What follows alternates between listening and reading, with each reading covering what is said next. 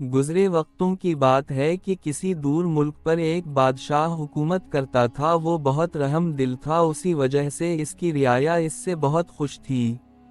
بادشاہ اور ملکہ اکثر اداس رہتے کیونکہ ان کی کوئی اولاد نہ تھی۔ آخر کافی دعاؤں کے بعد اللہ تعالیٰ نے ملکہ کو ایک انتہائی خوبصورت بیٹی عطا کی۔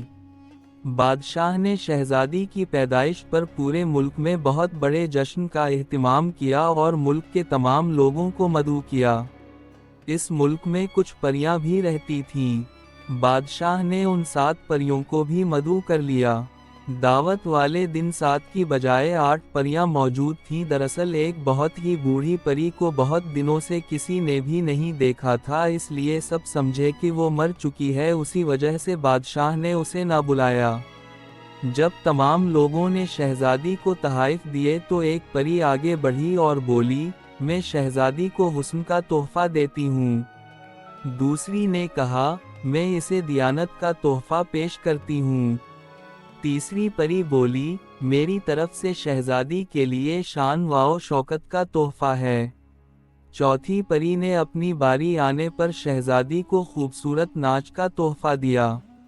پانچویں پری نے خوبصورت آواز، جبکہ چھٹی پری نے موسیقی کا تحفہ پیش کیا۔ قبل اس کے کہ 7ویں پری شہزادی کو تحفہ دیتی، بوڑھی پری غصے کی حالت میں آگے بڑھی اور بولی، شہزادی کو چرخے کا تکلا چبھے گا اور وہ مر جائے گی۔ بادشاہ اور ملکہ یہ سن کر رونے لگے اور تمام رعایا غمگین ہو گئی۔ اتنی دیر میں 7ویں پری آگے آئی اور بولی، میری طرف سے یہ تحفہ ہے کہ شہزادی مرے گی نہیں بلکہ 100 سال کے لیے گہری نیند سو جائے گی اور 100 سال بعد ایک خوبصورت شہزادہ آ کر اس کو نیند سے بیدار کرے گا۔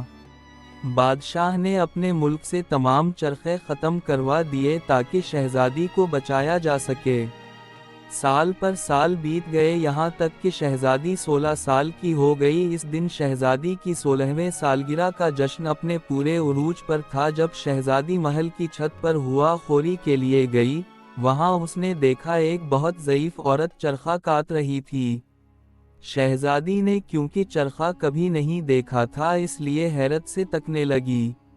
بوڑھی عورت نے کہا، بیٹی یہاں آؤ، یہ لو، اسے خود چلا کر دیکھو۔ یہ سن کر شہزادی بوڑھی عورت کے پاس جا بیٹھی اور جیسے ہی اس نے چرخے کو ہاتھ لگایا، اس کا تکلا شہزادی کی انگلی میں لگا اور وہ گہری نیند سو گئی۔ بادشاہ اور ملکہ کو اس واقعہ کی خبر ہوئی تو دونوں بہت پریشان ہوئے۔ ملکہ کہنے لگی، اب ہم اپنی بیٹی کے بغیر کیا کریں؟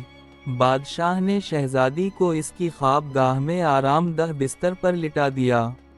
ادھر جب 7ویں پری کو معلوم ہوا کہ شہزادی 100 سال کے لیے سو گئی ہے تو وہ سوچنے لگی، شہزادی جب نیند سے بیدار ہوگی تو اس زمانے میں اس کو کوئی بھی نہیں جانتا ہوگا۔ یہ سوچ کر اس نے پورے محل پر جادو کر دیا۔ اس جادو کی وجہ سے محل میں موجود تمام جاندار سو گئے، حتیٰ کہ شہزادی کا پالتو کتا جو اس کی خواب گاہ کے دروازے پر بیٹھا تھا وہ بھی وہیں سو گیا۔ پری نے جادو کے ذریعے محل کے گرد اونچی اونچی دیواریں بنا دیں اور ان دیواروں کے ساتھ لمبے لمبے درخت اور بیلیں گا دیں تاکہ کوئی محل میں داخل نہ ہو سکے۔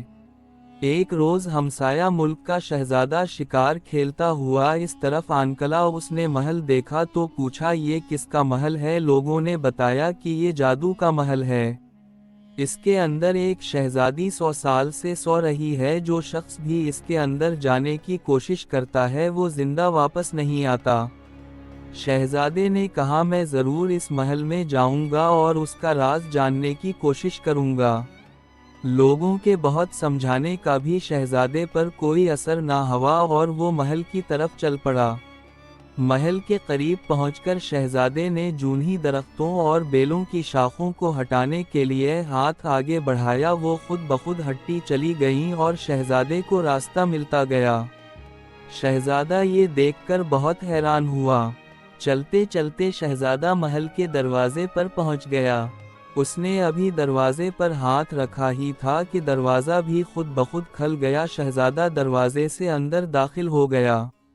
शहजादे ने अभी बात पूरी की ही थी कि जोरदार धमाका हुआ, तेज हुआ चलने लगी और शहजादी ने कसमसा कर आंखें खोल दें। इसके साथ ही महल में सोए हुए तमाम जानदार जाग गए, क्योंकि अब जादू का असर खत्म हो चुका था। बादशाह और मलका अपनी बेटी को मिलकर बहुत खुश हुए। सब ने मिलकर शहजादी की 16वीं सालगिरह मनाई, क्योंकि 100 साल गुजरने के बावजूद सब लोगों की उम्रें वही थीं जो उनके सोने से पहले थीं। शहजादी और शहजादा खुशी से झूमते रहे। कुछ दिन बाद दोनों की धूमधाम से शादी हो गई और शहजादा अपनी शहजादी को लेकर अपने मुल्क रवाना हो गया, जहां दोनों हंसी खुश रहने लगे।